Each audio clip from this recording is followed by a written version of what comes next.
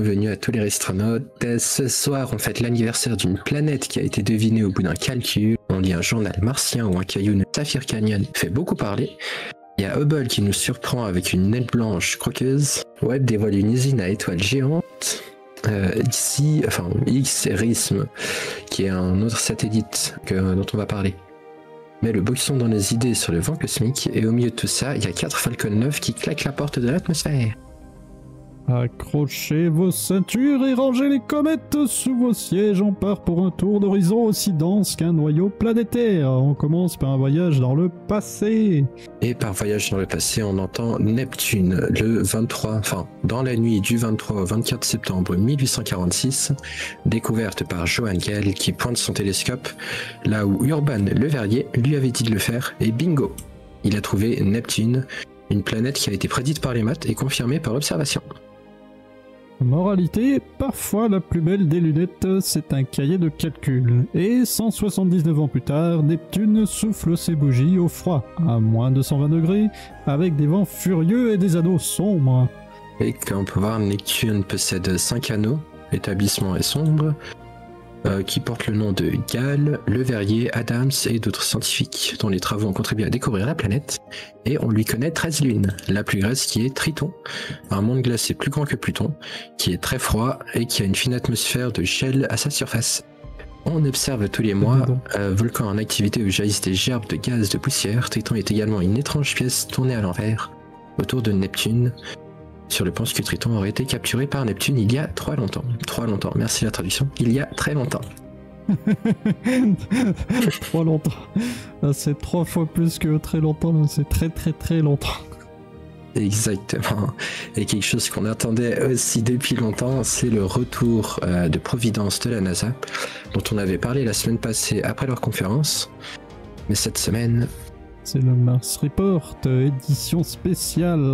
La NASA publie une édition spéciale du journal martien. On parle de biosignatures potentielles, des indices compatibles avec de possibles processus microbiens anciens.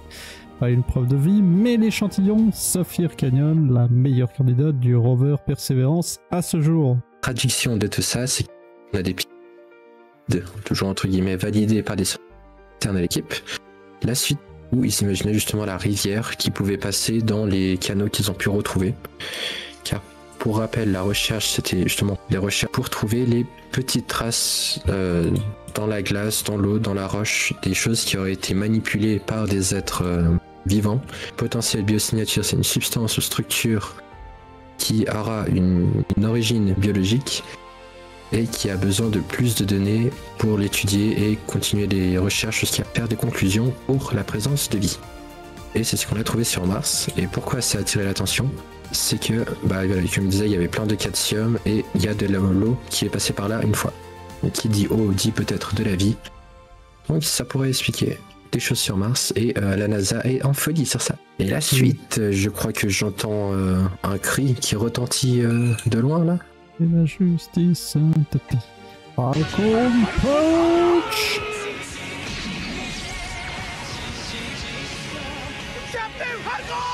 J'adore cette animation. Falcon Punch, les Rexonautes. Cette semaine, SpaceX a enchaîné les coups comme un boxeur en pleine transe. 4 Falcon 9 en 8 jours. C'est plus qu'une cadence, c'est une rafale cosmique. Allez, on déroule round par round. Round 1, 17 septembre. Premier tir, 28 satellites Starlink catapultés en orbite basse. Encore un étage qui monte, déploie et redescend en douceur comme si c'était normal. C'est la routine chez SpaceX, c'est une danse de géants au-dessus de nos têtes, ce qui nous amène directement au deuxième round. Une deuxième frappe encore plus de grappes de Starlink qui rejoint la méga constellation. Et pendant ce temps, le booster se pose tranquillement sur AOSG. La Floride n'a plus de du calme, seulement des aurores de flammes. Round 3, 22 septembre, cap sur la côte ouest, mission Enerol 48, charge utile classifiée pour le renseignement américain. On ne saura pas ce qu'il y a dedans, mais une chose est claire, c'est SpaceX qui livre des colis secrets comme Amazon Prime, mais version orbitale. Le dernier round et non des moindres, 3 missions scientifiques en covoiturage, IMAP, SWFO, L1 et CGO, des directions météo-spatiales et surveillance Soleil, un Falcon 9 qui joue les taxis cosmiques, un booster qui rentre au port et l'humanité qui gagne 3 paires d'yeux de plus pour scruter le soleil. Et en une semaine, SpaceX a fait plus de lancers de fusées, ils ont signé une partition cosmique. Falcon Punch validé, la gravité peut retourner s'entraîner. Et après le Capitaine Falcon qui donne des combos galactiques, Des grosses patates dans sa main. on passe à une naine claire qui mange une planète.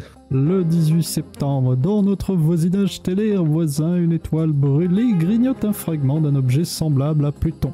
Grâce à sa capacité ultraviolette unique, seul le télescope spatial Hubble de la NASA et ESA a pu identifier que ce repas avait lieu. Des débris riches en eau et azote, typiques d'un objet de type Pluton. L'équipe estime que les fragments contiennent près de 2 tiers de glace d'eau. Pas juste une comète, plutôt un morceau de planète naine glacée. Et dans des milliards d'années, lorsque notre soleil s'éteindra et s'effondrera en naine claire, les objets de la ceinture de Kuiper seront attirés par l'immense gravité du reste stellaire. Planétésimaux seront alors perturbés et accrétés. Dit Saou, si un observateur extraterrestre examine notre système solaire dans un avenir lointain, il pourrait voir le même type de reste que nous voyons aujourd'hui autour de cette naine claire. Vision d'anticipation, dans des milliards d'années, notre ceinture de Kuiper pourrait subir le même sort quand le soleil deviendra naine claire. Appétit d'ogre, menu glacé. On va donc passer à l'actu suivante, l'actu 5, ce que James Webb nous dévoile. Alors, pour rester dans la vision des télescopes, le James Webb révèle Sagittarius B2, le plus massif et actif nuage de formation d'étoiles dans la Voie lactée, à quelques centaines d'années-lumière du trou sombre, Sagittarius. Le Sagittaire B2 est le nuage de formation d'étoiles le plus massif et le plus actif de la Voie lactée, produisant la moitié des étoiles créées dans la région du centre galactique alors qu'elle ne possède que 10% du matière de fabrication d'étoiles de la région.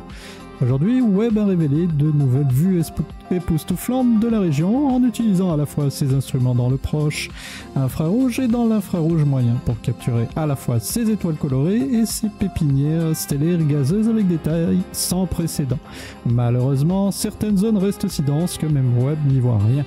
C'est des zones d'espace qui sont en réalité si denses en gaz et en poussière que même Webb n'arrive pas à voir à travers elles. Des nuages si épais qui sont la matière première des futures étoiles, un cocon pour celles qui sont encore trop jeunes pour briller. Car James Webb, le plus grand et le plus puissant télescope jamais lancé dans l'espace. Par contre, ce n'est pas James Webb qui nous a permis de voir le prochain actu, qui est un astéroïde énorme. On passe maintenant à l'alerte de la semaine. Le 18 septembre 2025, l'OFA 22 file à environ 38 000 km/h et passe un peu plus de distance Terre-Lune. C'était attendu et sans danger, mais toujours bon pour les exercices de surveillance néo. Ouais, la danse continue, on affine les alertes, on teste les chaînes d'infos, on n'éteint pas encore les étoiles avec un manche à balai. Et comme on peut voir, le ESA nous a fait un super graphique pour nous montrer la distance, la date, l'heure, toutes les données de l'astéroïde. Merci à l'ESA. Et merci à eux aussi pour avoir créé le prochain télescope dont on va parler, le X-RIM, le télescope X-RIM, donc un télescope japo-américo-européen qui mesure avec son spectromètre Resolve très dense autour de la bine GX13+1, pile quand la source frôle la limite d'Egnington. Vous avez rien compris, on parle d'étoiles à neutrons. Le vent ne se déplaçait pas à la vitesse attendue par les scientifiques du X-RIM. Elle reste autour d'1 million de km/h. Bien que rapide, selon tous les standards terrestres, ce phénomène est nettement lent comparé au vent cosmique produit par près de la limite d'Eddington. Autour d'un trou noir... Un trou sombre, supermassif, on n'a rien vu. Dans cette situation, les vents peuvent atteindre 20 à 30% de la vitesse de la lumière, soit plus de 20 millions de km/h. Excusez-moi. Et si tel est le cas, la découverte permet de remodeler une compréhension de la façon dont l'énergie interagissent dans certains des environnements les plus extrêmes de l'univers, offrant une fenêtre plus complète sur les mécanismes complexes qui façonnent les galaxies et pilotent l'évolution cosmique. Et on passe à l'actu suivante. 10 nouveaux astronautes pour la décennie Lune-Mars. La NASA annonce une classe américaine de 10 astronautes. Profil varié. Les femmes majoritaires pour la première fois selon l'article. Pour les futures missions Artemis et plus loin Mars. C'est la des pilotes, des ingénieurs, un vivier pour le retour sur la Lune et la suite. C'est la génération qui habitera dans un désert gris avant les déserts rouges. Les 4 hommes et les 6 femmes. Cette semaine, les maths ont révélé une planète. Des vents ont ralenti là où on les voulait supersoniques et Falcon a enchaîné les Falcon Punch. Le ciel n'est pas silencieux. Il palpite, il grince, il respire. On se retrouve la semaine prochaine pour l'écouter encore. Et on se retrouve encore une fois le 5 octobre de 14h à 18h pour la nouvelle émission Trouvons Fermi le protocole avec des guests spéciaux, la taverne des Sénégal, des giveaways, un quiz participatif à la fin. Venez, soyez nombreux, c'était un plaisir. Merci à tous et bonne soirée.